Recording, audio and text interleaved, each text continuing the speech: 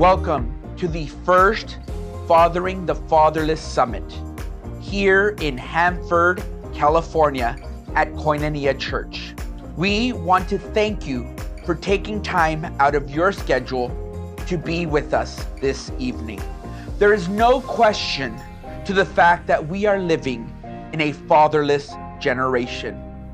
Our communities have been overwhelmed by father absenteeism, drug abuse and alcoholism, in-home aggression, as well as many other factors leading to the instability of everyday life for our young men.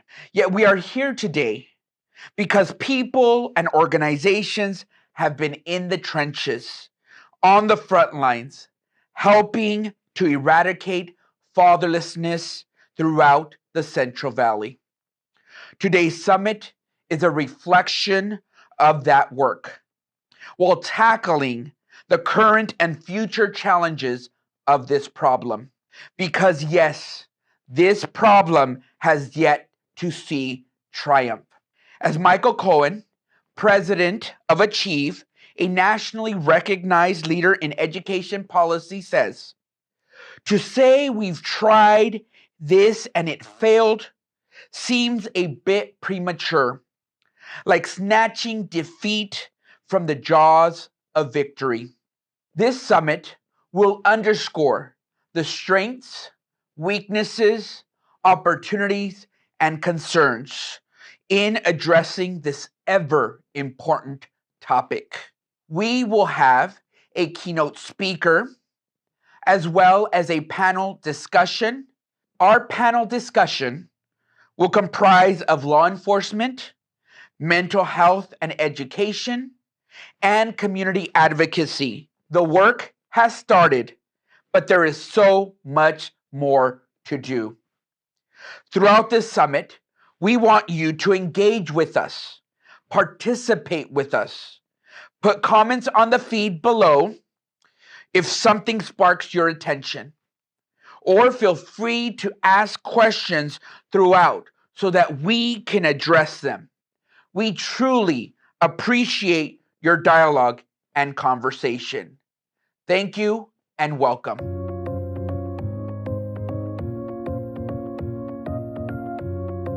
Hi, my name is Manny Castro. I am on the planning committee for the Following the Fatherless Summit. It is a great honor and a pleasure to introduce our keynote speaker, Scott Braden. I have known Scott Braden for over 15 years. We've worked together, we've ate together. He's encouraged me. He is an inspiration to me. Scott Braden is a principal at Citrus High School in Porterville. He's an author of When Their Hearts, Win Their Minds, an inspirational book for educators. He's a father, he's a husband, and most recently a grandfather. And now it is with great pleasure that I introduce our keynote speaker, Scott Braden.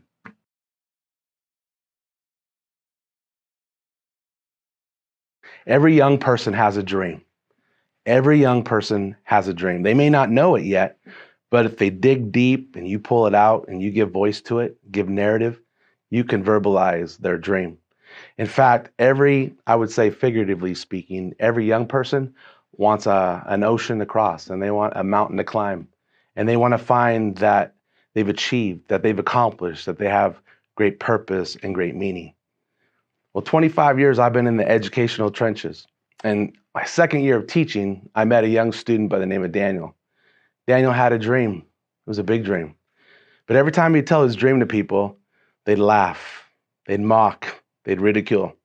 See, the truth of the matter is every dream and every dreamer has a dream breaker or dream breakers. And they're out there. But Daniel, he kept going. When he was a freshman in high school, he weighed about 70 pounds. He was about 4'7".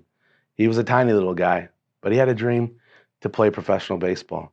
By the time he was a senior in high school, Daniel was 5'5", 150 pounds.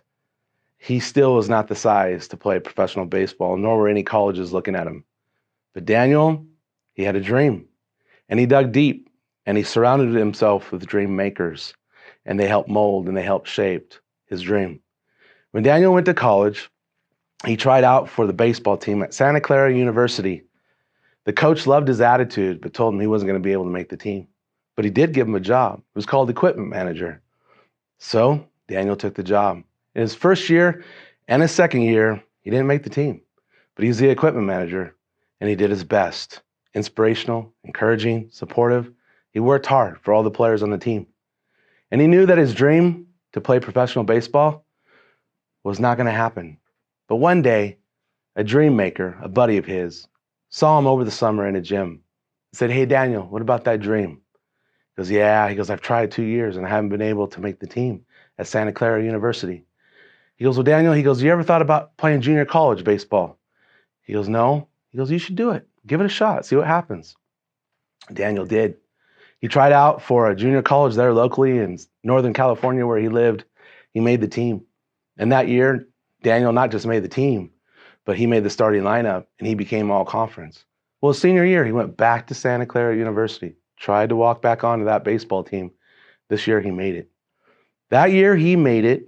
And in fact, he made all conference at Santa Clara University his senior year. But there was no scouts that looked at him that thought he had any value. But Daniel, he thought, you know what? I'm going to give it one last shot. I'm going to go try out for the Chico Outlaws. They're an independent baseball organization. See, the truth of the matter is, in the baseball organization, you got rookie ball, single A, double A, triple A, majors. You got to go through all the ranks to make it to the top. He wasn't even part of that. He was just trying to be part of an independent league that would get looked at by Major League Baseball. Well, his first time of ever trying out, they said, "Thank you for your attitude and your excellent work ethic, but you're not going to make the team." The next year, they called him back just because of his work ethic. And they said, "Would you try out one more time?" He did, and he made the team. In fact, he was fantastic, so much so that he got the attention of the Boston Red Sox organization. And do you know that they bought Daniel Nava's rights for $1? In fact, if he ever made any of their minor A, double A, triple A teams, they would pay $1,300 to the Chico Outlaws. Did you know in the late 1990s, Daniel Nava was picked by the Boston Red Sox, $1,300 given the Chico Outlaws, and that began his career of going in and out of the minor leagues. Well, that young man, that student, in June of 2010, he got a phone call from the major leagues, from the front office. He says, "We want you to start against the Phillies in left field." Daniel goes up to the plate, bases are loaded. He realized that he's actually achieved his dream. He looks out across into center field. He sees people that he knows, his dream makers. First pitch, bases loaded. Daniel Nava, one of two in the history of Major League Baseball to hit a grand slam. That day, he realized when he hit that grand slam around the bases, he realized that he had conquered all the walls that people had put in his life. And he realized that it was the people that supported him and lifted him up that made him where he was. See, every dreamer has dream makers. I think about the great Martin Luther King. At 15 and a half years of age, he goes to Morehouse College with his father. He's graduating from high school, his senior year. He's only 15 and a half. And his father, the senior, says, "You got to help my son, Dr. Mays of Morehouse College, the president. You got to help my son. He's a good boy. He knows how to work hard, but there's something I can't teach my son, and that is how to dream. I need you to help my son know how to dream." So Dr. Mays says, "Not a problem. That's what we specialize in." And so he told the young Marty, that's what they called him. He said to the young Marty, he says, "I want you to read something every single day. In essence, this is what was said, and this is what was read every single day." See, it was painted onto the canvas of young Marty's mind. This is what it said. "It must be borne in mind that the tragedy in life does not lie in reaching your goal. The tragedy of life lies in having no goal to reach. Not failure, but low aim. It isn't a calamity to die with dreams unfulfilled, but it is a calamity not to dream." Dr. Mays wrote those words, and Marty memorized those words. And we all know from history that Martin Luther King, one of the most famous and most pronounced speeches is, "I have a dream that one day I would be judged not by the color of my skin, but based on the content of my character." See, every dreamer has a dream maker. 25 years in the educational troops, I can tell you right now that there is nothing great about me, except I had two dream makers that put me in the position where I've been able to go where I am. Today, I'm a principal, I'm an administrator. I'm living my dream. Because as a young man, the place that I felt afraid of, the place that I felt threatened by, with all my learning challenges and those disabilities, was the classroom. I never felt alive in the classroom. In fact, I was the shy kid. I was the quiet kid. I was behind in the very back, and I felt alive on a baseball field or a football field, but I did not feel alive in a classroom. And I always felt like it was militant. I almost felt like it was war. But it was one man. In fact, I hate to say this, I never even read a book until I was 19, from cover to cover. And it was Dr. Childs. He was about 300 pounds, weighed about 6 foot. I mean, he was about 300 pounds and he was about 6'7". And he spoke into my life one day and he said, you know, Scott, he goes, a book is easy. He goes, all you got to do is you just read one chapter at a time, read one page at a time, one paragraph at a time, one sentence at a time, one word at a time. And you basically eat that elephant one bite at a time. Well, he was so charismatic and he was so eloquent in the way that he communicated and voiced his words and put things together in the syntax that I was amazed. I'd sit back and watch Dr. Childs, but he would talk about culture. He'd talk about life. He'd talk about people. And it was Dr. Childs that said, Scott, you can do this. So my first book, 405 pages, Blue Highways by William Least Heatmoon. I read that book and I could not put it down. I devoured it and I became a new man. The truth of the matter is I went on and today I'm a principal, but I didn't tell you that I didn't really start my education until I was 19 years of age. In fact, I was afraid of school. Even though my father was an educator, I was afraid of school. I was afraid to learn. Now, here's what I'm speaking to you about. All of us share something in common.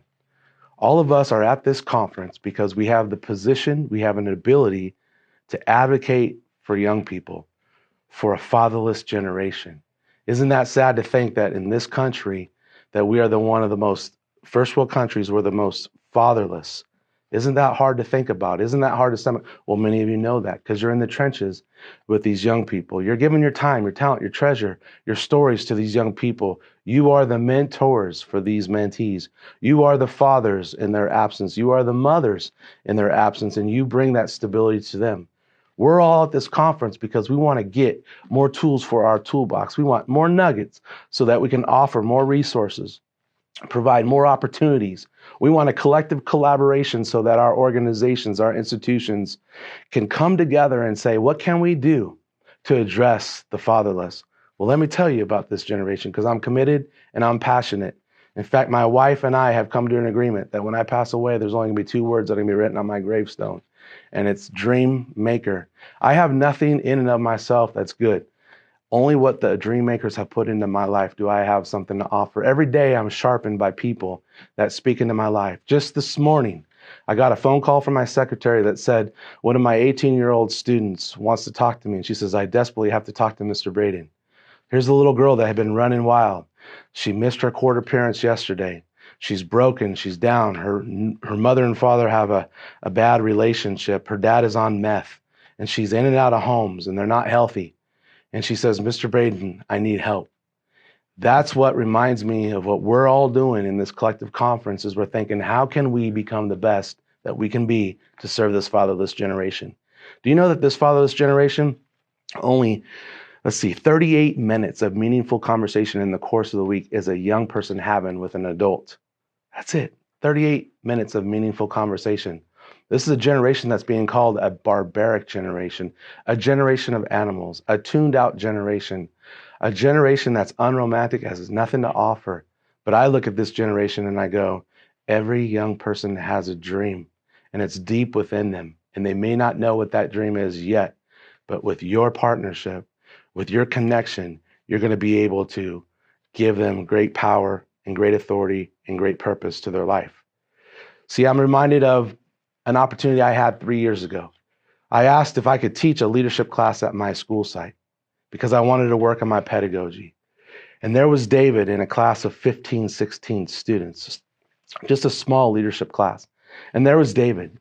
And David did not make any eye contact. And David was uncommunicable. And he basically isolated himself, although I created an engagement environment for people to have face partners, elbow partners, and a collaboration. We had many opportunities to engage as a group and do some team building. David did not want any part of it, but I knew that he was in the class because the teacher said he did all his work.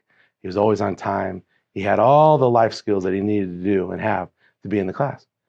So I thought to myself, every dream maker No matter what we do, we're always looking for those opportune moments. And with teens and with young people, you don't have a lot of time. You got to seize that moment. And you make those emotional deposits. And so as you seek to make those emotional deposits, you think, what is landing? What is scoring? What's deposited? What's making a difference in their life? What's their perception? What's your intention? And you're working all that all the time to try to get them so that you can win their hearts and win their minds. All you want to do is let them understand their humanity.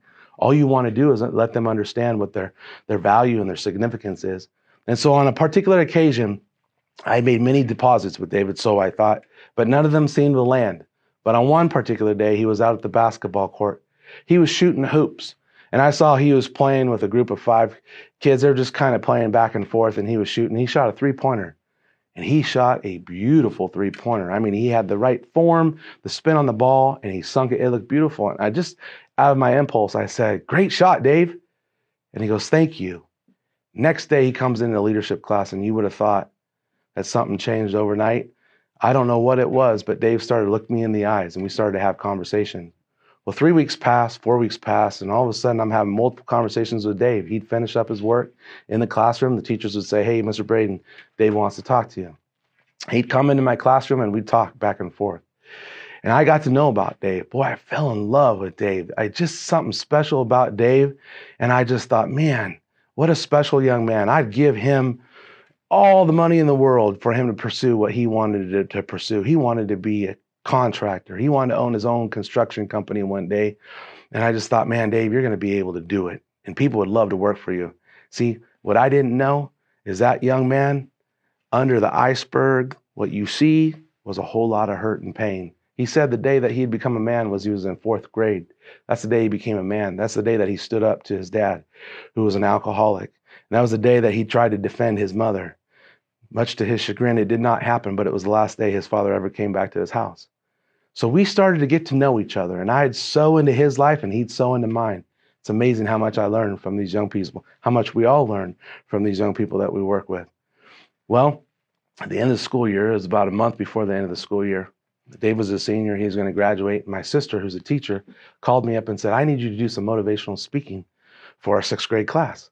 She goes, "You know how you used to do those things, like you'd break a baseball bat when you're big and strong?" I go, "Yeah." She goes, "I want you to do that." I go, "Oh, no, I'm retired. I can't do that." She goes, "No, I really do. I want you to do something like that. Terraform, do something that will get my kids excited and then give them inspirational words." I said, "Okay." I go, "But you got to let me bring one of my students." She says, "Okay." Well, as I told you earlier, David was painfully shy. There's no way I could get David to speak and perform. But you know, on this particular day, I called him in my office and I said, "I need to structure success for David. So here's what I'm going to do." I start to talk to him. I said, "Dave, I need you to do me a favor, because this is what we do. When we're kind of like iron sharpens iron, when we're trying to challenge a young person, you got to realize this. Our self-esteem, their self-esteem is established when they feel like they've accomplished something and done something that they think is overwhelmingly awesome. So that's what self-esteem is. It's not when you tell them that they're awesome. It's when they know and believe that they're awesome. So I told David, I said, "David, you know how you don't like to speak?" Well, I go, "Here's the deal. I would love for you to come speak a little bit at my sister's school to a bunch of 6th graders. It'll be easy peasy, just 2 minutes. Would you do that for me?" I thought he was going to say no. And he looked me straight in the eyes and he said, "Sure, Mr. Braden, I'll do that." I said, "Okay, we're going to go in a week and we're going to do this thing together." And I told him what we're going to do. So the day came, I'm at my sister's school. It wasn't just her class. It was 200 kids. She almost had the entire school there for us to do something special. Boy, I looked at David's eyes and they were big. He's like, "I thought it was just going to be a few kids in the 6th grade, but it was like 250 kids. It was the whole 5th grade, all the 6th grade, everybody together." And so we started to go. Well, I got the crowd going, 51-50. I was crazy. I was breaking a bat, tearing a phone book, screaming, yelling, music going on. We were having fun, lifting kids up with a rebar, bending it in my mouth. We had so much fun. And at the very end, I said, "Listen, I've done all this kind of stuff, but I want you to listen to my friend and yours. His name is David. He's going to be graduating in a few weeks, and I'd love for you just to listen to his story." David gets the microphone. David puts it up to his chest, just about right here. And all of a sudden, panic. No words come out with David. And I'm thinking to myself, okay, David, just tell him about 4th grade and put the microphone up to your mouth. He puts the microphone up to his mouth. And he says, "You all think that I'm just going to graduate. My life has always been easy. But I want to tell you about where my life really started to change, and it was in the 4th grade. David goes on and he tells a story. It was about 2 or 3 minutes. He did a fantastic job. All the kids were just watching everything. They were holding on to every word that he was speaking. At the very end of it, I said, hey, I just want to thank you for being such great participants in this. Give it up for my friend and yours, Dave. They clapped for Dave, and at the very end, they rushed up to us. They asked for our autographs. Would you sign our autographs? I looked over to Dave, and there was 25 kids surrounding Dave, all wanting his autograph. At the end of the day, I got back in the car, drive back home, or back to the school. I said, well, Dave, I go, do you know that whenever you speak and you get paid for it, you're called a professional speaker? He goes, what do you mean? I go, well, here you go. And I gave the young man some money. I said, you're now a professional speaker. Dave, I want you to know something. You are an amazing young man, and you have got an incredible future ahead of you. And David, I want you to know something. I will always be in your corner. Well, I'm telling you, dream makers, we have one life to live. We have one life to live. And when you think about it, there's nothing greater than sowing into the lives of the fatherless. The happiest people in life are the people that give their lives away. Not hold on to something, but they give their lives away. We're at this conference because we want to make a difference. I have a father's heart, and here's what I want to say from a father's heart to all of you that are listening. Every night I tuck my kids into bed. They're now older, and I have a grandchild. I'd say, I love you, I bless you, and I think you're terrific. I put my hand on their head and their heart. And then I'd leave, and before I did, I'd shut the lights off. Before I did, I'd say, if those bed bugs bite, and they would say, you bite them back. And I go, that's right. And I want you to know that when I was in the prison, so I've been in the prison system for a lot of years. I speak with prisoners.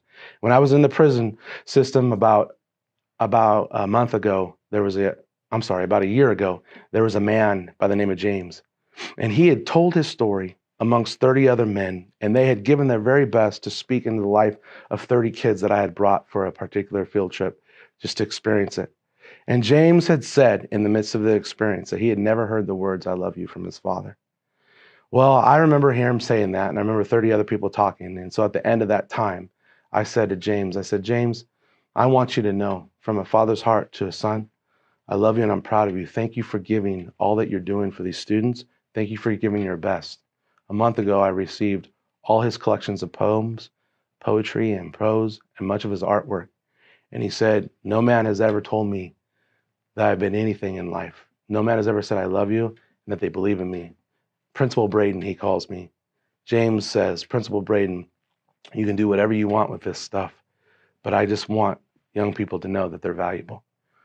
So what I'm saying in all of these stories is that heroes make a difference in people's lives. Dream makers make a difference in people's lives.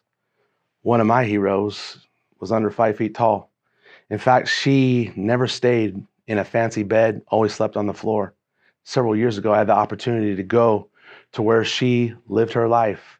And she believed that she was to feed and to bathe and to take care of people before they'd slip into eternity. And her name was Mother Teresa. I've been to Calcutta. I walked the streets that she's walked on. I've been to New Delhi. I've been to Madras. I've been these places where she was. And she had an amazing story to tell. Nobody really knows about it, but there was a letter that she received one day. It was from a man. And the man says, how is it that you're the happiest person in the world? You're constantly serving. You're constantly hanging out with the poor. I mean, she never needed a passport. This was pre-911. She never needed a passport. Wherever she went, everybody knew Mother Teresa. She was truly my hero. I saw what she was doing. She was advocating for those that were, quote unquote, disposable. And you know, I thought to myself, if I wrote a letter to Mother Teresa, there's no way that she'd respond back to me.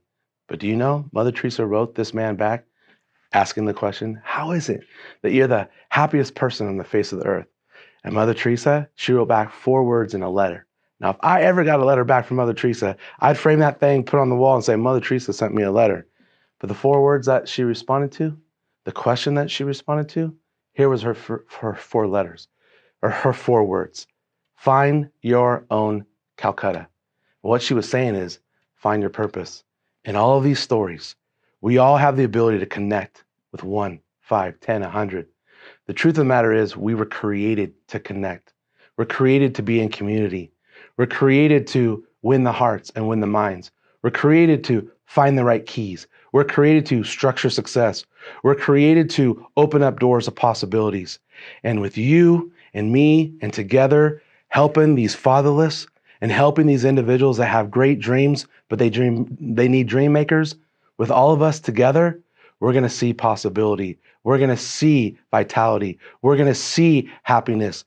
The truth of the matter is there's inmates in prison that are screaming out their stories of advocacy, saying, please get the story out there. These kids are valuable.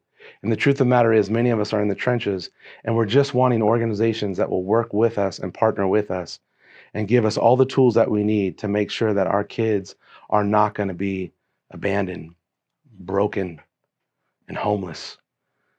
It is an honor and a privilege to be able to stand up here. I'm the least likely to be able to convey a message to all of us today. I'm the least likely to say these words, but I am going to say it on behalf of David and on behalf of James. From their lips to your ears, may you take to heart the message that what was shared, and may you win the hearts and minds of young people, and may you leave everything on the field. May you leave a legacy of greatness. May you launch a legacy of greatness, and may you live a legacy of greatness. One life, one story, make a difference. Thank you.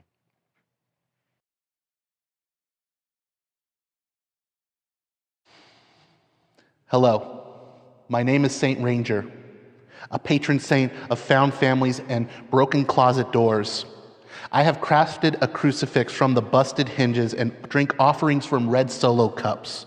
My altar may not look like much, but I promise it has been built upon a solid foundation. I am all of which is above, the pastor, the congregation, and the offering resting at your feet. I will keep the lights on. Any hymnal sung in my name will be crafted by the beat of its own drum. Hello, my name is Saint Ranger, patron saint of feeling like a squatter in your own home. You have the keys, but they feel heavy within your own hands. The pictures on your walls pass judgment as you pass through the halls. Hear this prayer. Let my words reach you to tell you that you are not alone.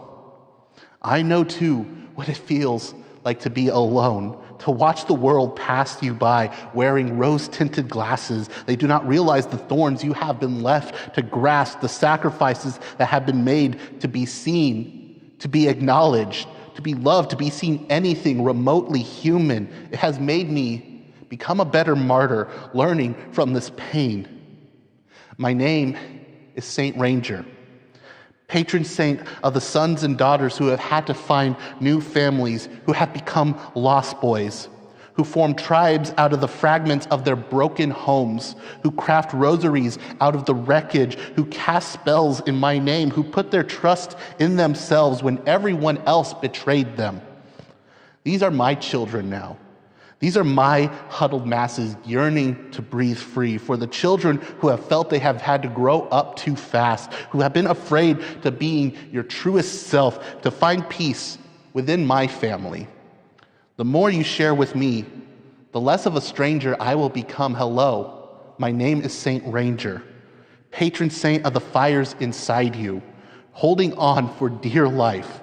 Just keep burning, keep shining. Show your light, share your glow, and shine brighter with every passing day. You are safe. You are welcome. You are home.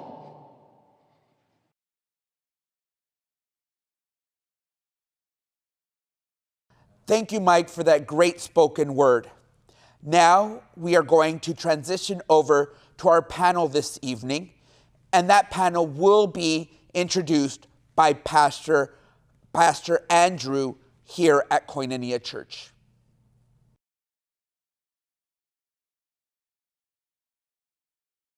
I'm going to say thanks to Scott for opening us up today and really getting us motivated to look at this subject a little bit deeper. And what we don't want to do is just leave things at a 30,000-foot level. We don't want to just leave things just listing statistics off. We know this issue of fatherlessness is a major issue within our culture, within our society. It's a challenging one that is it's so difficult to deal with. And so in order to really get into it a little bit more, we want to take a few minutes and we want to talk about the practicality, sort of move from the 30,000 foot level down, right down to ground level, and talk to a group of people that have day in and day out experience working with young people that have not had dads in their homes and have seen face to face the realities of what happens in our culture and our society when that goes on. My name is Andrew Cromwell, and I'm the lead pastor at Koinonia Church, and I'm excited to be joined by 4 incredible people that represent a number of different sectors within our community. We're going to talk to some people within law enforcement. We're going to talk to some people from mental health, or we're going to talk to someone that represents kind of a community perspective. And each one of them brings years of experience dealing with this issue. And we're going to try to get very specific and talk about stories and talk about how we as individuals, we know that many of you who are watching this represent a lot of different areas within our community, and most of you are working day in, day out as well in this same arena. And so we want to talk about what works and what doesn't work, and how we can actually, as a community, join together and do something about it. To my left is Craig Yancey, who is a crisis and hostage negotiator with the Tulare City Police Department. Tell us a little bit about yourself, sir. Well, I started my career working with youth in the early 90s as I was a worksite supervisor and with the Services for Education and Employment with Tulare County Office of Education. Following that, after a few years working with probation kids in that arena, I spent 17 years in ministry. Eventually got into law enforcement, was a chaplain for the sheriff's office for a couple of years before becoming a deputy.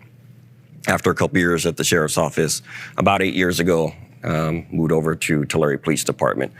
I'm currently a corporal working out on the streets in patrol. I've been a school resource officer, so I spent a couple of years working in the schools, specifically the high schools, working with youth, and for about 6 years I've been a crisis negotiator, and so been working quite a bit with out on the streets with the people. Excellent. And I mean, certainly you've seen both sides of the equation with ministry experience, with law enforcement experience.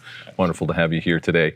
To your left is Guadalupe Capozzi, who is a parole agent supervisor that works in the Division of Adult Parole Operations for CDCR. Tell us a little bit about yourself, Guadalupe.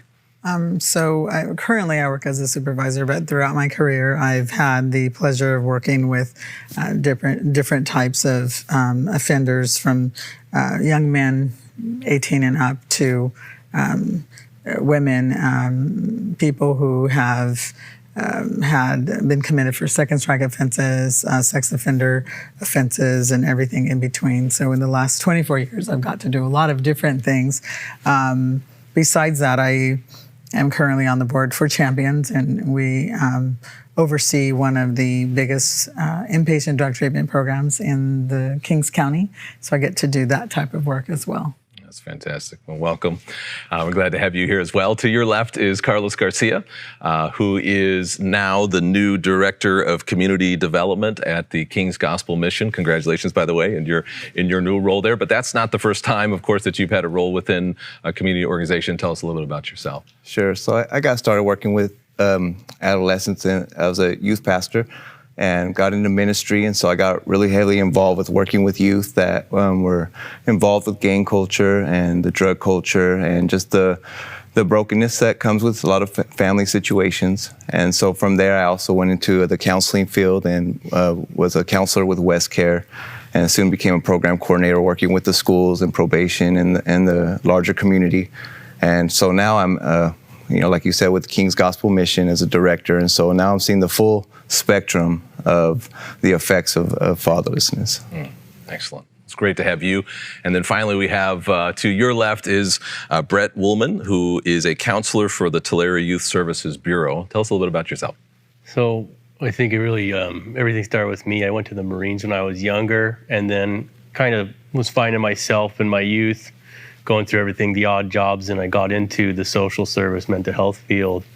I've worked with foster care, anger management in Bob Wiley and County, homeless housing programs, and then shifted more towards the youth again, with that foster care aspect and now in mental health and the community mental health. And that's really my focus now is children with sexualized behaviors or children with sexual abuse and that trauma. But we do see that most of our parents coming in are the moms, the grandmas, the aunts, the female foster parent. So we do see most of that. Well, welcome.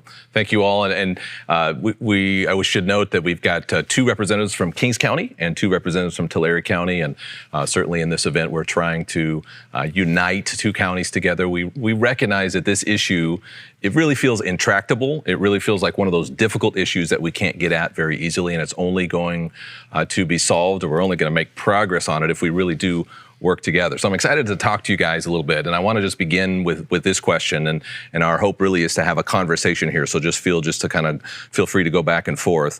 But why are we here? What is the greatest, in each of your opinions, what is the greatest single factor, or is there a single factor that really contributes to this issue that causes fatherlessness to be such an incredible issue in our culture? Well, I guess because I'm sitting right here. So I'll start off. So I believe that one of the, if we had to pinpoint a key issue, it's a move away from God as a center of the family.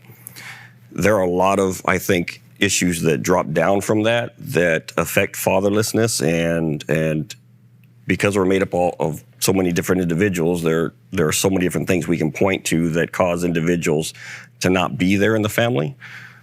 But I believe the overall picture points back to the fact that when we lose sight as a society, as a family, as individuals of our Creator, of God, and all of the guidelines, boundaries, respect for humanity, everything that comes along with that, the foundation kind of crumbles, and so you lose a lot of what's necessary to keep you standing.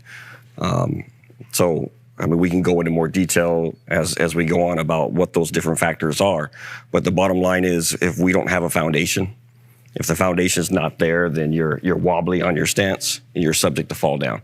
And you can build a house, but the house isn't going to stand when the storms hit, right? If the foundation isn't there. So that foundation of God and that foundation of those principles, I think is a key to why we're seeing the fatherlessness that we're seeing today. Excellent. And I'd love to go down the line because I want to hear from each one of you on this particular question. So Lupe, what's your thoughts there? Yeah, so as you were speaking, actually, I was thinking about a piece that I wrote some years ago. My degree is in restorative justice from Fresno Pacific. And there was a piece that I did about establishing a sense of community so that restorative justice can occur. And so within the last couple of decades in this country, there is a sense of autonomy that is happening, that has happened. And so if someone doesn't feel like they're a part of a community, or they don't feel like someone who commits an offense is part of their community, then it's really easy to throw the book at them when they commit an offense. It's really easy to see them as not part of us, and we're fragmented. And so healthy communities, when you look at some of the indigenous New Zealanders or the Aborigines, when an offense occurs in those communities, they all get together and they figure out a way to deal with this offense in a way that doesn't harm the person, doesn't harm the community, but that brings shalom. And then there's this idea that if your son is doing something, I care about him. I'm not calling the police. Not that there isn't a place for law enforcement. Obviously, I'm in law enforcement, but I care about that boy's future. And so we develop a system that includes and doesn't do this segregatory thing, us against them. And then when you do establish a sense of community, then restoration can occur. And that's a godly principle. It's a godly foundation. Right. So you're talking really about the destruction of the fabric of community, that really allows people to deal with issues in a very specific way, not have to expect someone else to come with a billy club and deal with this young kid that's doing what they shouldn't be doing. And the breakdown of that is certainly very, very influential. Yeah, and that can be tied to, I don't want to, kind of go out too far off, but that can be tied to the history of policing in this country and how, most people in this country, a few generations, are from other parts of the world. And so the autonomy started happening and the community actually started getting fragmented. And then policing can happen the way that eventually happened as a result. Interesting. I hope we talk more about that. Carlos, your thoughts here? So just to piggyback on what Lupe is saying, there's the old saying that it takes a community, or it takes a village to raise a child. And so the microcosm for a community is the family. And so, the cornerstone is missing. We're having a daddy deficiency. And so because we're having a daddy deficiency, we're seeing these problems emerge and result to the front where it's forcing us to have this conversation now, where before we could sweep it under the rug. It was few and far in between. And now it's such at a pertinent stage that we can't deny it anymore. And we have to have this conversation. So that's why I'm here. I think as a therapist, I always look, what's the underlying issue? And I always kind of come back to, I think it is the greater community, the greater society. I think we need to have that expectation that there's not a primary parent. There is a parent. There are two of them, and they work together. But I think what I see a lot now is that dads aren't considered the primary parent. Therefore, it's acceptable if they aren't involved. So it's not, no skin off them. But if the mom backs out now, it's a very big issue. And I feel like when we really push that role that both parents are vital to the child's development, that's when we start making these dads feel like I am valuable, I am valid, I should be here. And the desire to be there, desire to be a good dad starts to come back, and we can bond these things. And it really does depend on how does the community look at the father figure in the home. And I think when we start to really address, is dad going to be the secondary parent? Like with CWS, the mom is the one who's the title of the case, not the father. So the father's responsibility, therefore, is already identified as lesser. And I need dads to know that they're not lesser. They're an equal parent. And if they leave the home, that's another person out of it. So it creates a bigger vacuum. So I try to look at that underlying fabric. Where are the dads? Well, that's a good question. There's again there's so many variables to this, and they're in a lot of different places. But I think that just to kind of go off of what he was saying on the mom and the dad situation there, even in law enforcement, we tend to see when we address issues, we respond to homes. Whether it's CWS, when I was working as a school resource officer, I would attend team decision-making meetings with CWS, and there is a lot of focus on the mom. There is a lot of focus if things get too heavy and get too bad, we tend to look at the mom as, well, you've got to hang in there, you've got to be there, you can't abandon the child, even to the point of sometimes, well, there are some criminal statutes that you violate if you abandon the child. But we don't generally go down that road with the dad. And the dad's not there. And we're not calling up dad saying that there's some criminal statutes if you abandon your child, although there's things with child support and stuff, but those are secondary, those are important, but they're secondary issues to dad not being there in the home. So I think that changing our focus in the way that we're discussing about the community and us working together to build dad back up and dad understanding his importance and dad understanding his value, which is that can take us off on a whole other rabbit trail about self-worth and self-esteem and growing up without a dad, and then how do you get into that position? We might go to there a little bit later, but I think that's those things have made it easy for dad to disappear into gangs, to disappear into drugs, to disappear into whatever things dad wants to go into. And it's an easy path for them to take because I think society's kind of made it that way. And we need to bring that focus back and put dad in a position to understand how important he is in that role. Yeah. And I think it's actually probably a good time to start talking about that a little bit. And I think we could make the assumption, but I'm going to ask you guys to talk a little bit about what you have seen. According to at least one study, 109 juvenile offenders, they found that their family structure contributed to their delinquency. And of course, we're talking about the absence of dads in particular. Do you see that? I mean, is that a real thing? So just give us a little bit of insight. Maybe we'll start down the line with you, Brett. Just do you see that? How does the absence of dad contribute to delinquency when you're talking to families? I can say I see this from two perspectives. I see one from sexual abuse treatment and sexualized behavior treatment. So those are the opposite ends. Somebody who was abused and somebody who engaged in it.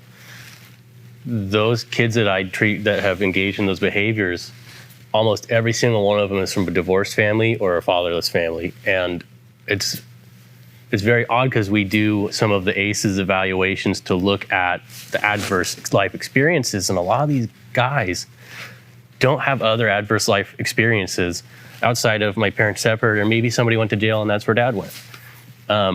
So it's just really interesting that that's the separation. I think what happens is you take a two-parent home that can balance out the variety of life and still come back and spend time with that emotional, social need of the child. And when you remove one of those people, mom or dad, most of the time we see the dads because I think it's that social piece. But if either one's gone, now you have a person who has to quantifiably take on the role of two people. And it's not going to work because they have to survive and they have to think what's more important, drawing with my daughter right now or making sure I have food on the table. Because drawing's valuable, but food is survival. And so now they have left this role of I have to pick, how do I carry my child through this tough time with this separated family? And I think that's kind of where it gets really hairy with a lot of those things, because then you grow up feeling maybe like you weren't cared for enough or you had less than. A lot of these start to come up in your own self-talk and beliefs, and those are your values, and you move forward with those decisions when nobody's looking. And I can't pinpoint it, but I wonder if that might be where it starts. Absolutely. Carlos, I know you got something to say. Sure. I think that, not having that time and that deficiency there, and the mom having to make up for that, and she has to go to work and she has to make those tough decisions, there's always messaging going on.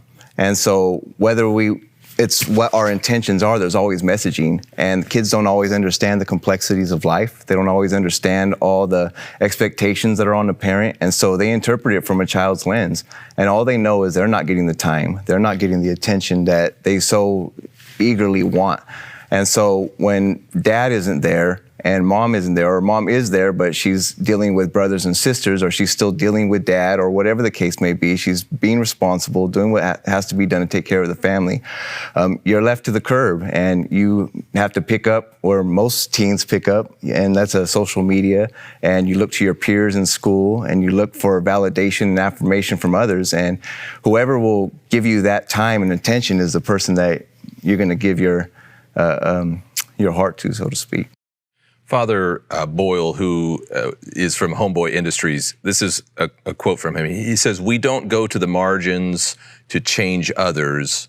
We go to be moved by them." So we're talking about dealing with and working with people, touching people on the margins, on the fringes. How has that moved you? How has that impacted you individually? Tell me a little bit about when you have touched this issue. What has it done to you? I think being with those at the margin, from a youth ministry perspective, I was involved in a pretty nitty-gritty ministry, and we had actually a lot of youth coming to church without any parents, and these were kids who were not raised in church at all. And so just sitting with them and being an adult that cared, that would listen to them, you get to hear their story, you get to hear their perspective, and you get to hear their pain, and you hear the cries of the heart. And a lot of times, parents have so much responsibility that they're just too busy. And so the kid begins to believe, I have no voice. What I think matters. What I feel, what I think doesn't matter. What I feel doesn't matter. What I believe doesn't matter. So I don't matter. And so therefore, we shouldn't be shocked when they don't give themselves to things that matter. because they don't know that they matter, because the way they know that they matter is by sitting with them, being with them. And I really think that's it. Compassion, the word compassion is to be with suffering, right? And so it's to suffer with them in their teenage state, you know? And so I think that's a big part of it, that it moved me. And there was an initial feeling on the very human side is I feel helpless, because a lot of these parents I couldn't engage, or they were absent, you know, and especially the fathers. And there's so many stories to why dad is gone. You know, you said, where's the dad at? And so all I could do was be just present, and to turn hear that pain and turn that into prayer, and just to be with them and to walk with them and to know that there's someone that cares in the community. And really that's it, it's relationship. The being with has to be, I would say, one of the first steps, I would guess. Let's just talk about that for a second. Let's talk about what are some of those very practical first step movements that we can make when we're dealing with kids who didn't have dads, who are more likely to be delinquent at home or in the community at school. They're going to have more challenges. What's some of those very first things that we can do to begin to address these issues? Well, I actually think that, I mean, children or kids, wherever they are in their development, they're just small adults without the life experiences that muddy them, you know, where they're just kind of a little more transparent and gregarious. And actually, they tend to be a lot more resilient even than adults are. And so you think about what it is that you would want. You know, I ask that question when I'm dealing with folks professionally. Well, what is it that I would want if I was on the other side of the desk? Because God blessed us to be on this side and give us what we needed to serve in this capacity. What a blessing that is. And I really think that, what would I want if I was on that side? I want to be respected. I want to be seen. I want someone to care. I mean, I was the kid of someone who was on parole and a heroin addict. And I remember adults really gravitating. I have a twin, and they just were good to us. They listened to us. And I felt empowered by that, you know, because there's this thought that, oh, we're poor and we're in this situation, or my dad's in and out of prison and my mother's what have you, and that somehow all that attaches itself to them as if though they're defined by what the adults are doing, and they're not. And so having a conversation with them, just like I would if I was on the north side of town and I saw a kid, I say, hey, you know, what do you like to do? Do you play sports or what have you? So I know when I've gone into people's houses and their kids are those, first thing I ask, hey, what's going on? What do you like to do? Do you play sports? And, you know, I talk to them just like I would my son's friends. Brett, I imagine you have something to say here about this whole concept of being seen, of validating someone, of looking into their world. I mean, just talk to us a little bit about how we can let people know that they're seen. There's so many levels to it, and you can't fake authenticity. Either you're there because you care, and it's not that I'm going to tell them I love them and the first time I meet them and they think that I'm a super compassionate person. Why am I there? If I'm there because this is the job I needed to do, they're going to see that very quickly. And as much as I get trained as a therapist to read another person, that person's in the room too, and they're not doing a job, they're reading me. And I need them to know that I'm there for a reason, and that reason is I'm there for them. Whatever that is.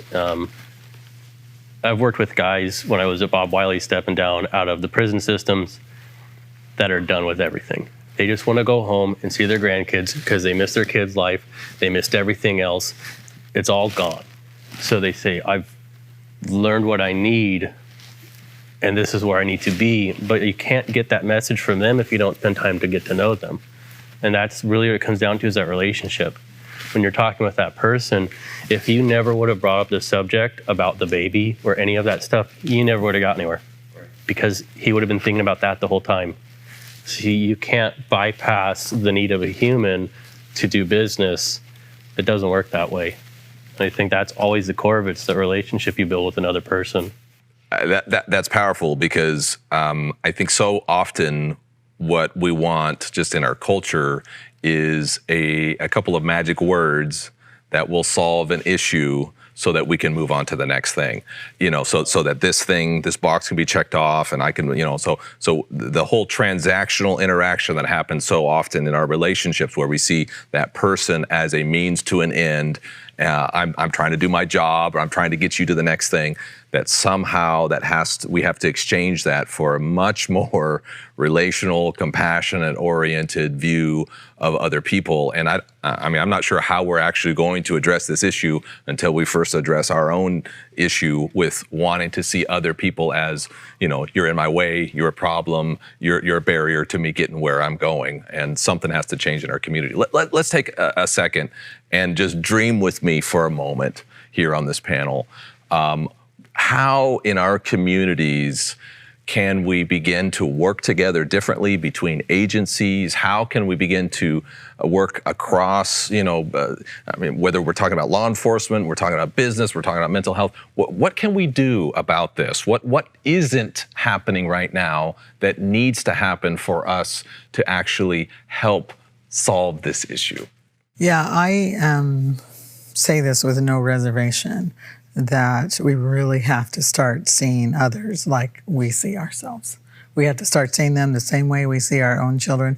One of the most profound moments in this, one of my favorite movies called A Time to Kill, was when Matthew McConaughey is talking to the jury about Samuel L. Jackson's daughter who was raped and beaten almost to death by these white men, and he went down the road of what they did, and then he said, imagine that she's white. And so I just know that when I look at others the way that I look at my children, when I see them as a son, I see them as a daughter, I see them as God's son and daughter. When I see them that way, I cannot treat them like a stat or a box that I'm checking. And that's really what's happening here. It's we're doing these cursory things so that we have statistics. We look at statistics. That's what we're driven by. That's where the money goes, wherever the stats are. But let's just really stop all that and develop a plan that I do believe is going to involve a community efforts, number one. But number two is really going to need to focus on prevention. Going way back here, because trying to deal with stuff over here is a lot. Ounce of prevention is worth a pound of cure. And really developing some kind of system where we're connected in the schools. When a kid starts falling behind, that they are assigned a mentor, someone to help them to the next level, and they're not just pushed along because of stats or because of the boxes that need to be checked. Part of what we do is that whatever side of the bridge we're on, we look to the other side of the bridge and say, that's where the brokenness is. That side of the bridge is broken. And let me help that side get fixed, instead of realizing that both sides need some fixing.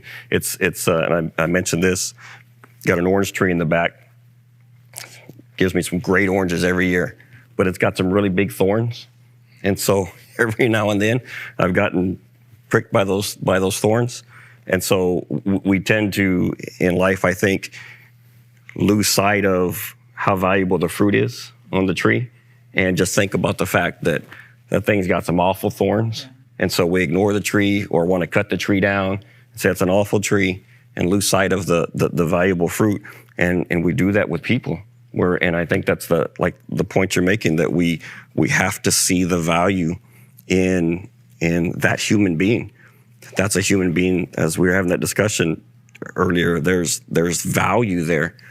And if we allow the thorns or whatever we see on the outside that we feel like has done us wrong, or whatever the case is, or that we don't like, or that we're not used to, or whatever it is, if we allow that to give us that lens of perception, we're not going to be able to touch that life and change that.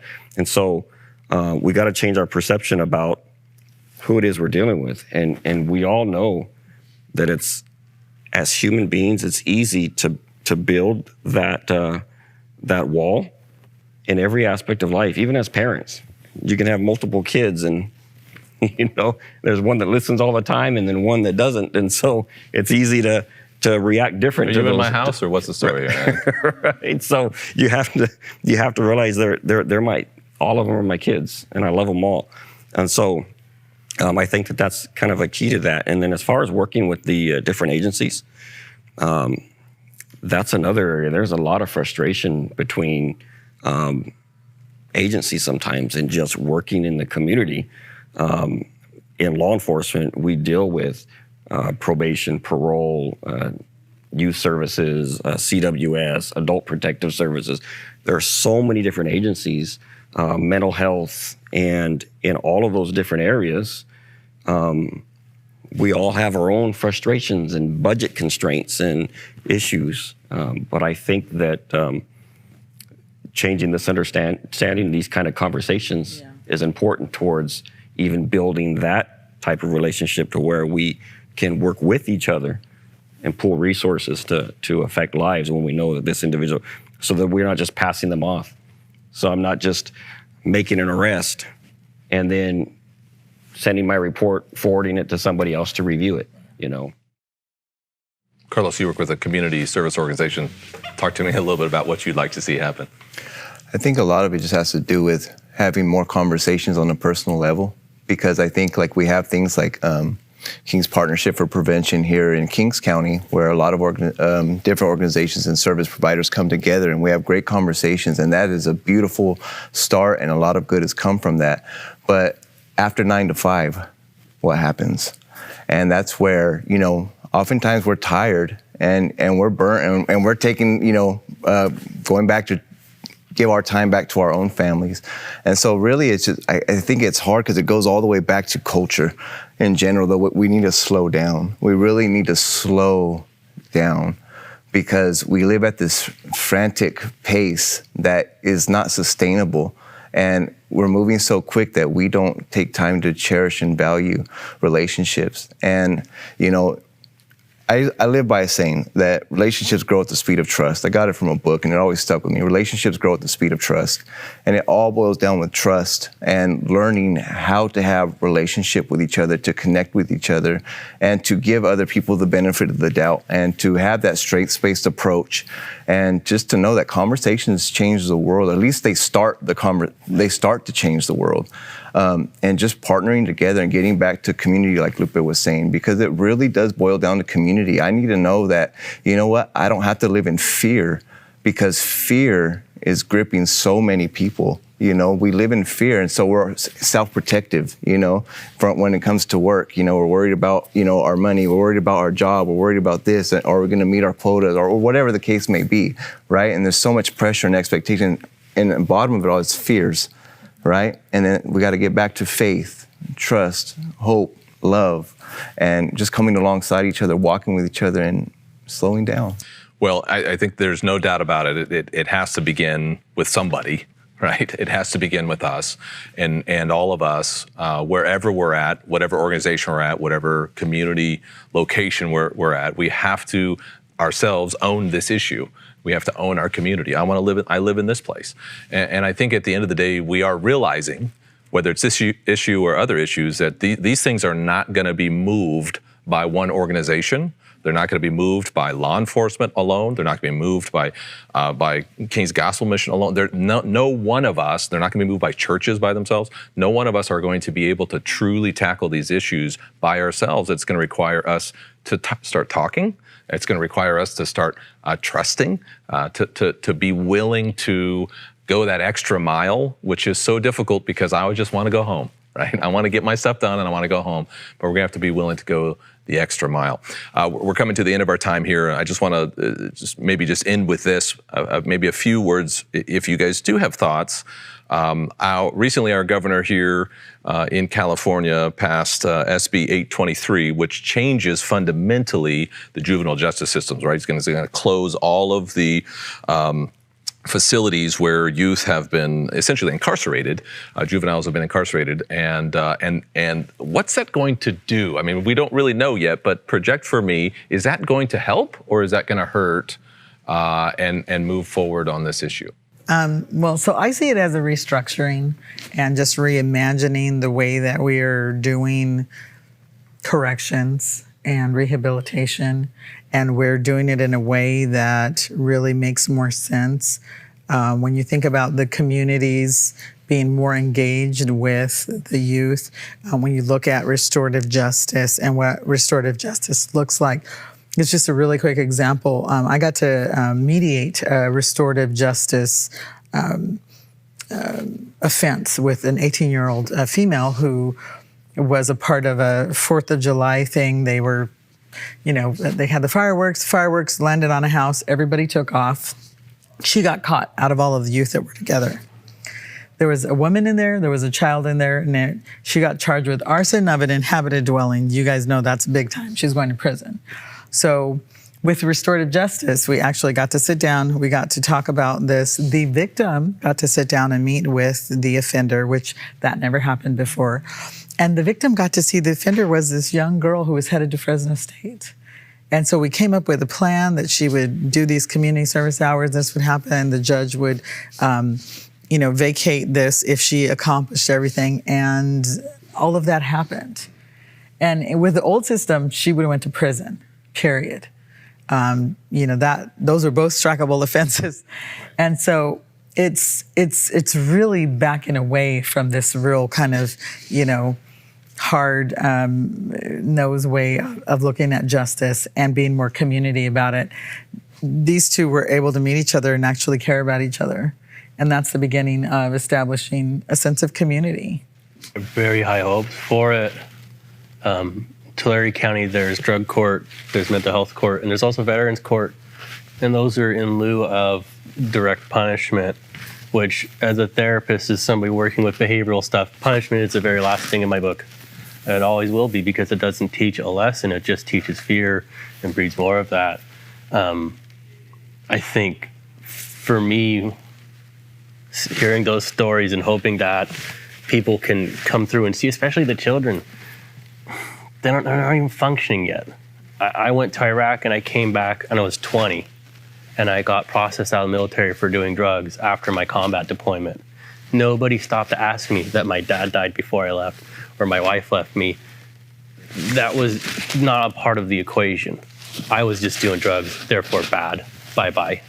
And obviously I'm not a bad person now, but I think that's the narrative we need to do. Is it needs to be a discussion, needs to be a conversation. Was this person trying to damage their life and hurt them and murder somebody? No, but that person now gets to talk with them and have a different dialogue and maybe change the outcome of somebody. Because if they do go to jail and prison, there's no Fresno State grad. There's not another person in the community improving things. There's just another person who is a victim. And I think that's a circumstantial victim, and it's preventable.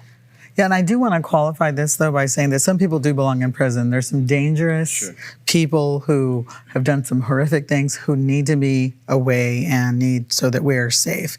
So I just want to make sure I say that, because we're like, oh, okay, you have this Pollyanna idea of how things are going to work out. I do not. 24 years in the department, I've seen it all. So, but I do know that for us to decide that we don't need to change and we don't need to get better is just simply not healthy. Yeah. Right. Yeah. And you get to know that from a person too, because if you have a conversation, you can figure out what's their core intent. And intention's everything. Right. And I think that's key, is it going right back to what we were saying about community and the home and the fathers and that structure. We lose sight of that. So as a justice system, do we just see criminal statutes and you violated all the elements of this crime, and so therefore you're arrested, and this is the way it should go, instead of seeing that we really are working with humanity and people. And so every life is affecting other lives. So that if somebody commits a crime and if it's a juvenile who's done something,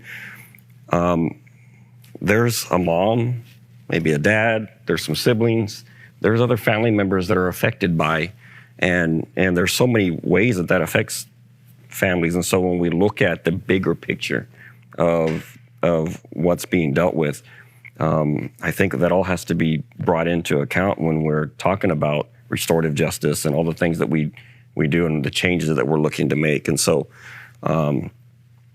again, yes, there are people that commit certain crimes, and there are certain things where justice needs to take place. However, we can't lose focus on the fact that these are human beings that we're working with and dealing with. And don't we want a better outcome for not just that individual, but all the people they touch? Don't we want to create a circumstance where we help put the father, if circumstances permit that and it's healthy and all of that, we know all of that. But at the beginning of this conversation, don't we want to build that structure back up, put that person back in, so that now we're not only helping that person and that individual, but all of those that their life touches and affects. And I think you mentioned that a second ago, but we're doing more than just dealing with a crime that was committed. I think it's an opportunity to force the conversation to experiment and to explore what could happen. We already know what our statistics look like now with the current situation.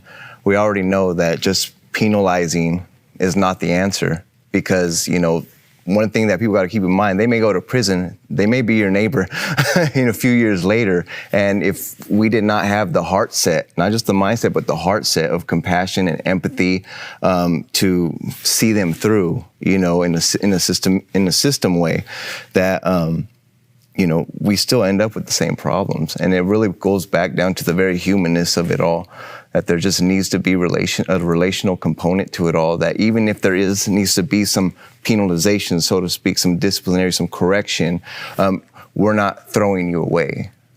We're not throwing you away to the abyss of Neverland and, you know, see ya. We're gonna be here waiting for you and hopefully, you know, have some type of alternative end of the story. Well, we're gonna put a pause on our conversation right there because we're out of time. But I think that's a great place to end. Is just that reminder for all of us that there are no throwaway people, and that we have to deal in our lives. Remember that every single interaction with another human being is an opportunity to express compassion, love, and to see them for who they are. And each one of us, no matter who we are, no matter what our job is, we live in community. We live in society with other people, and we don't know what's on the other side of the other person, what their experiences have been, what they've walked through. And our small encouragement, our small act of compassion, our ability to see them and let them know they have been seen, can really make the difference for a person in ways that we would never anticipate or expect. I think there is some reimagining that needs to be done.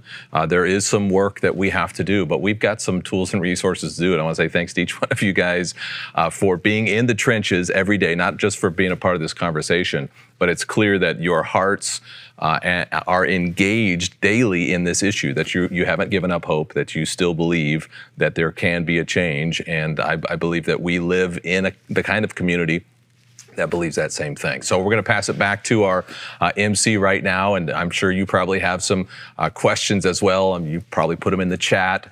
We want to keep this conversation going. This is not the end, but we thank you for being a part of this today.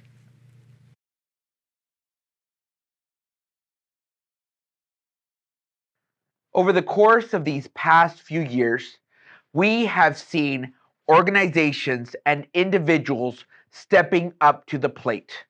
And now we want to recognize various people and organizations who have been in the trenches, working directly with our fatherless young men, helping to improve, uplift, and empower our communities across Kings and Tulare counties. So here you will see the awardees tonight.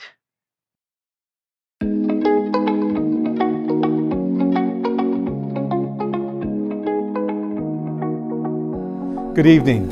I am so honored to be receiving one of the first Fathering the Fatherless Awards. I gladly accept the award on behalf of my district, Dinuba Unified School District. It has truly been a team effort in strategizing ways to address the challenges of children in single-parent homes, most often young boys being raised by single mothers. Years ago, we noticed expulsion rates and lower graduation rates impacting our high school male students. After doing some research, we discovered that many of our students experienced issues and increased discipline, poor attendance, and low academics beginning in the primary grades. Working with our district team, we decided that a drastic intervention was required to change the trajectory of our students' lives.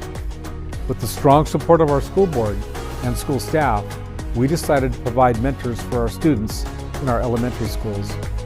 The need to have positive role models providing mentorship, encouragement, and accountability as a good father would to their own family became the goal.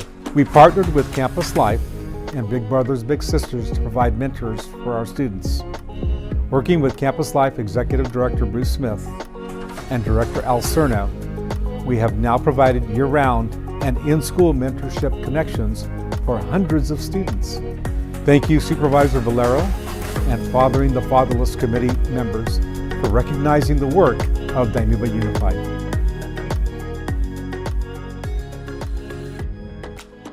Good evening, I'm Mike Gibson. I am Executive Director with Parenting Network. We have family resource centers in Dinuba, Porterville, and Visalia.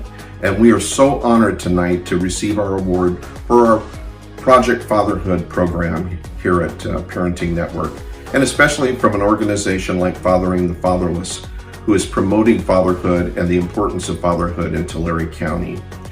We started our Project Fatherhood program about 4.5, 5 years ago.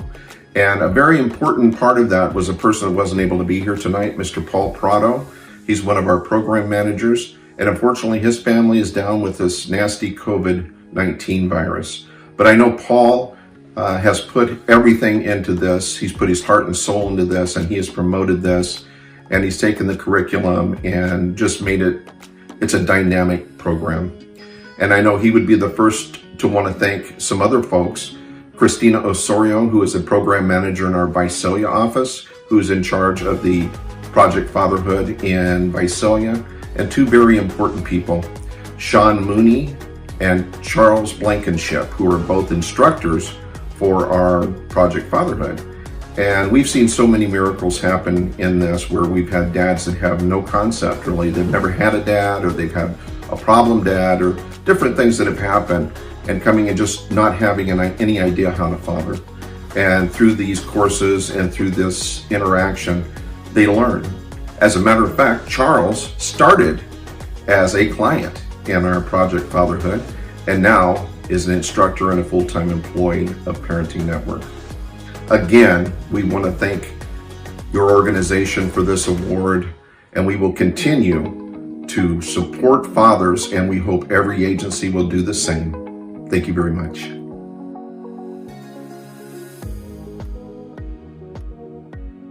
My name is Lieutenant Harold Lyles with Tulare County Sheriff Office. I want to thank the Father of the Fatherless for this great award that they have received here for helping the young kids here in Tulare County. What we do is, with partnership with the Father of the Fatherless, we reach out to many kids in this community. We help them.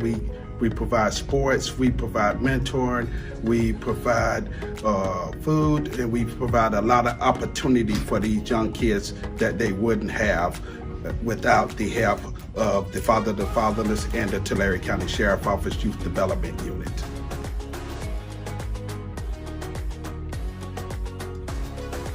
Hi there everybody, my name is Diane Pakanakam. I'm the Executive Director for Big Brothers Big Sisters Central California.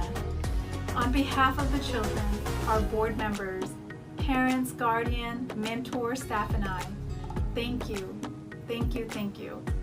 We are deeply honored and so humble to receive the Fathering of the Fatherless Impact Award for Education. We're excited because that means we're doing something right. But the work is not done. The need is so great. Lots of children in our program don't have a father or a positive role model in their life. So we need your help. Please consider being a mentor and giving back to a child. Let them know that their life circumstances doesn't define who they are and how special and how much potential they have. So I look forward to working with each and every one of you. And again, thank you so much for this honor. We truly appreciate it, and we're looking forward to doing great things for the children.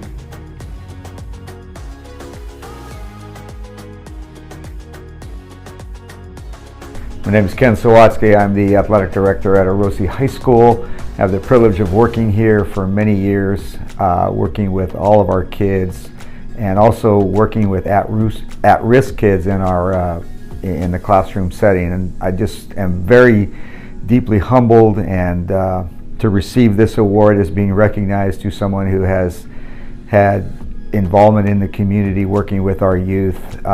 Never got into this job for awards, but God has been very faithful. Thank you to all the administrators and the teachers and all those that I've been able to work with to hopefully help our youth in a very trying time in our community. So again, thank you. Also thank you to the County Board of Supervisors and all the work you guys do.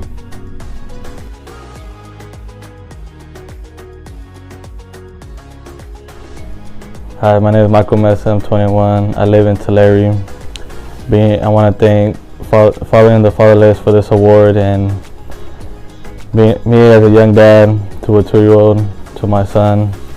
It's been a great help for the mentors that helped me, and thanks to them, I have restored this relationship with my stepdad. I'm real thankful. It's been a happy life and real good. I just want to thank them for this and everyone that helped me.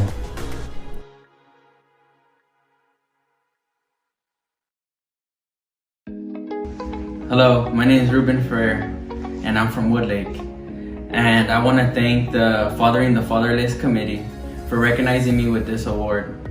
And I just want to share with you guys a little bit of some things that I'm really grateful for. I'm really grateful for my family, my wife, my son, for always being an encouragement to me. When I feel down, they're there. You know, I want to thank my church. I want to thank, most importantly, I want to thank God for helping me and always making a way, that there was a change in my life. I also want to thank Manny Castro. I want to thank him for actually having the boldness to come up to me when I was down, and I was in high school, and then I was living that lifestyle, and he came up to me and he would talk to me, and I just want to thank him for that. And again, most importantly, I want to thank God for helping me out, and I also want to give thanks to Eddie. Eddie for being there and with Manny and giving me the opportunity to receive this award. It means a lot to me. It looks pretty cool too. Thank you guys. Congratulations to all the Impact awardees tonight. We know that you continue to do the great work in order to eradicate fatherlessness, not only in our county, not only in our state, but throughout the country. We want to thank you for connecting with us this evening. I want to introduce you to Mario Flores and Frank Reese, who will give you a call to action.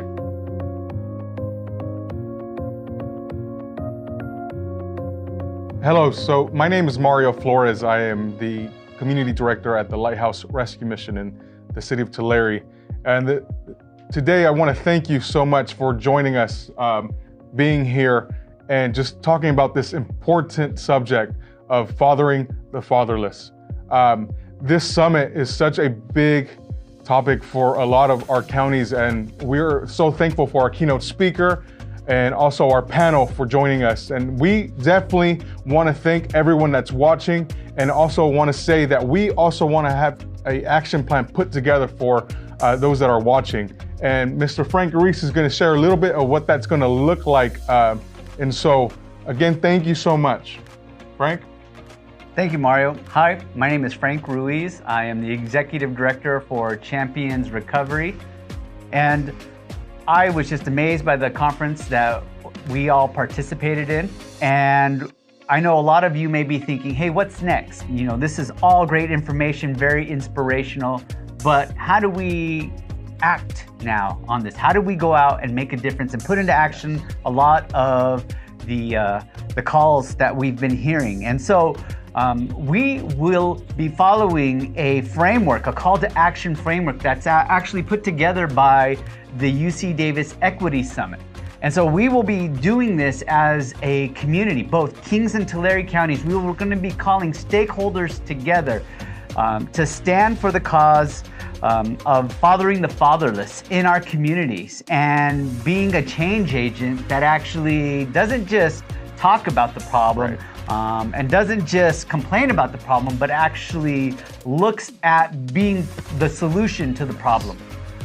And so the framework is broken down. It'll be on your screen so that you can see it. Is that we first need to name the problem and give it a voice. If we don't name the problem that we're fighting against, and it's like trying to box somebody that is invisible that you can't see, you really can't make any progress on it. So we got to name the problem. And that is bigger than just saying, hey, fatherlessness. Like, what is the bigger problem? And then we go next into problematizing it.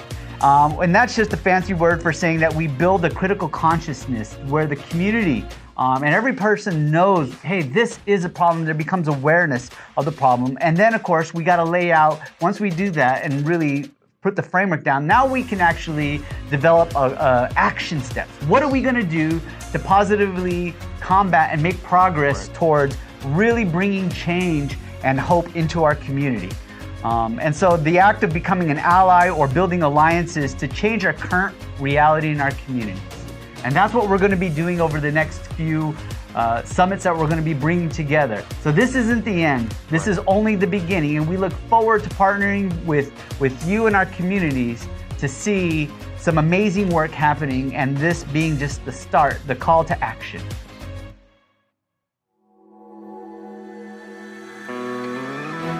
Thank you, Mario Flores and Frank Reese, for that call to action.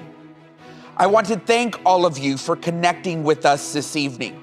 And I want to end this summit with a quote by Father Greg Boyle.